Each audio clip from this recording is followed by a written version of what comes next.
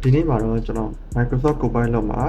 prompt တွေကို schedule လုပ်လို့ရတဲ့အကြောင်းကိုနည်းနည်းလေးပြောပြပေးချင်ပါတယ်။အဲ့တော့ကျွန်တော်ဒီမှာ prompt ကိုထည့်ထားလိုက်မှာပေါ့နော်။ prompt ကကျတော့ဒီ inbox ထဲမှာဝင်လာတဲ့ဟာတွေအကုန်လုံးထဲမှာ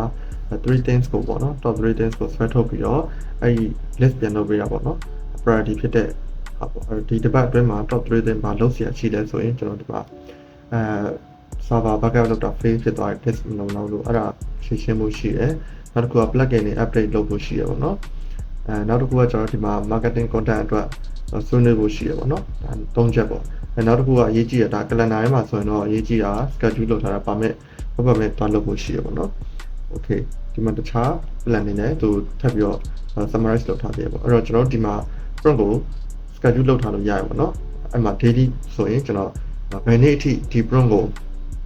auto run လဲပေါ့နော်။ဒီမှာဒီသတ်မှတ်ထားတဲ့အချိန်မှာ auto သူက schedule run ပေးတယ်။ကျွန်တော်31ရက်နေ့ထိရွေးလိုက်တယ်ပြီးရင်ဒီမှာ response ကျွန်တော် email တစ်ခုပို့ပေးလိုက်မယ်ပေါ့နော်။နေ့တိုင်း prompt ထုတ်ပြီးသွားရင် email response လုပ်ပေးတယ်။အဲ့တော့ကျွန်တော်မနက်7:00နာရီမှာဒီ prompt ကို automatic run ဖို့ save ထားလိုက်တယ်။ Okay အဲ့ဆိုရင်ကျွန်တော်ဒီမှာ save ပြီးသွားပြီဆိုရင်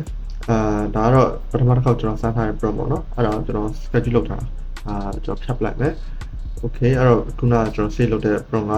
ready ဖြစ်သွားပြီ။အဲ့မှာဆိုရင်ဒီ schedule ကိုဒီ prompt ကို run လုပ်မှာလားပြင်မှာလား edit လုပ်မှာလားပြင်ပိတ်မှာလားပေါ့နော်ပြင်ဖြတ်မှာလားပေါ့ပိတ်မှာလားဆိုတော့ disable လုပ်မှာလားပေါ့ဆိုတော့ဒါက ready ဖြစ်သွားပြီပေါ့နော်အဲ့ဆိုရင်မနက်ခင်းတိုင်းသူက auto run ပြီးတော့ code email ပို့ပေးလိမ့်မယ် Okay အဲ့ဒါဆိုရင်ကျွန်တော်တို့ဒီ schedule လုပ်ထားတဲ့ဟာကအများနဲ့ daily code prompt ထုတ်ပေးနေမယ် automatic email ပို့ပေးနေမယ်ဆိုရင်ဒီထဲမှာကိုလုပ်ဆရာရှိတဲ့ test တွေကိုပြန်ကြည့်ပြီးတော့ Copilot ကိုကြိုးရှိတုံးပြလို့ရပါတယ်